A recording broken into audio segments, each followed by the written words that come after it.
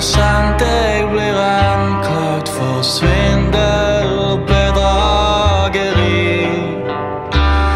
Jeg har brukt min revolver i din fars katedral, men jeg har aldri vært illojal.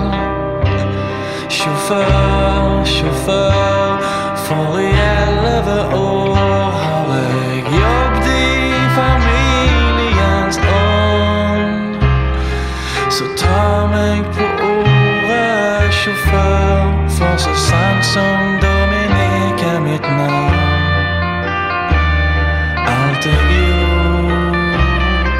gjorde jeg for han. Og det var meg, Dominik, som hadde ansvar for Tony Fosiante, din bror, min